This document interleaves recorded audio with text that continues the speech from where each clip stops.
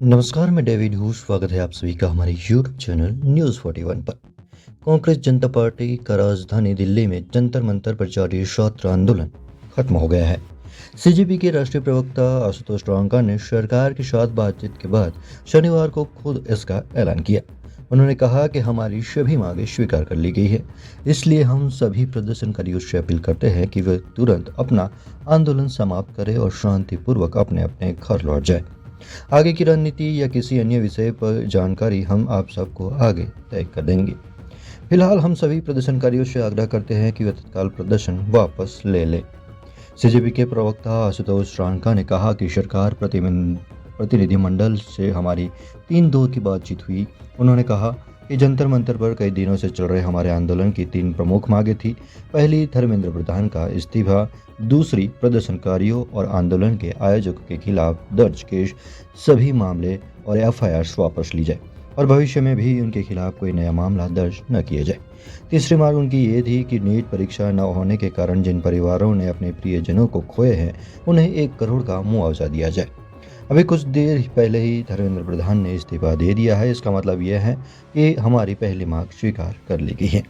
CJP के मुख्य प्रवक्ता सौरव दास ने कहा कि कांग्रेस जनता पार्टी ये ऐलान करती है कि हम अच्छी नीयत से आंदोलन वापस ले रहे हैं। इस समय इस बात की तय शर्तों को टाइमलाइन के अंदर पूरा किया जाएगा।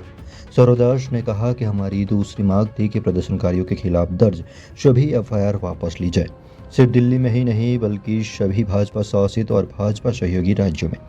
सरकार ने इसे मान लिया है। उन्होंने कहा कि जल्द ही एफआईआर वापस ले ली जाएगी। सरकार ने हमें भरोसा दिलाया है कि वह दर्ज सभी एफआईआर को भी शेयर करेंगे।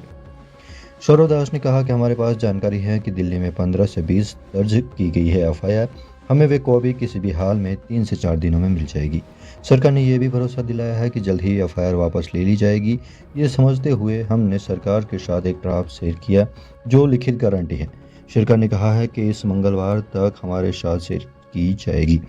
उन्होंने कहा कि हमें उम्मीद है कि मंगलवार तक हमें एफआईआर की कॉपी और भविष्य में किसी कार्यवाही के बारे में सरकार की गारंटी मिल जाएगी। कांग्रेस जनता पार्टी के डेलीगेशन से बातचीत के बाद केंद्रीय मंत्री जेपी नड्डा ने कहा कि आज हमारी लंबी बातचीत हुई। वे एक लिखा हुआ ड्राफ्ट लाए थे जिसमें उन्होंने आंदोलन में चल रहे केस के बारे में 4 पॉइंट रखे थे। इसके साथ ही हमने बाकी 2 मांगों पर भी बात की। कोई बदले की कार्यवाही नहीं की जाए, मुआवजा दिया जाए और उनके 5 पॉइंट वाले चार्टर पर विचार किया जाए। हम उन्हें एफआईआर की कॉपी देंगे और कोई कार्यवाही नहीं होगी। दूसरी बात जो कही गई है वह यह है कि मुआवजे के बारे में सरकार ने साफ कहा है कि हमें भी सहानुभूति है। हम सभी ने कहा कि नियम और कानून के हिसाब से मुआवजा होगा, जो भी ज़्यादा से ज़्यादा हो सकेगा उन्हें दिया जाएगा। तो आपको बता दें कि कल भी सीजेपी कार्यकर्ता और सरकार के बीच में लंबी बातचीत हुई थी, लेकिन जो बातचीत हुई थी वो बेनतीजा रही थी और इसके बाद जो है आज फिर से उनकी एक और मीटिंग रखी गई थी।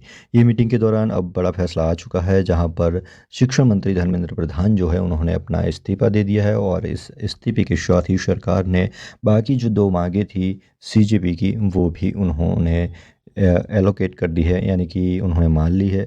और इस 3 बड़ी मांगें मानने के बाद सीजेपी ने आधिकारिक तौर पर ये कह दिया है कि उनका ये आंदोलन यहाँ समाप्त हो रहा है और सभी प्रदर्शनकारियों को घर भेजने की तैयारी चल रही है। चलिए फिलहाल वीडियो में बस इतना ही। वीडियो को लाइक और शेयर कीजिए। बने रहिए हमारे साथ, देखते रहिए न्यूज़ 41।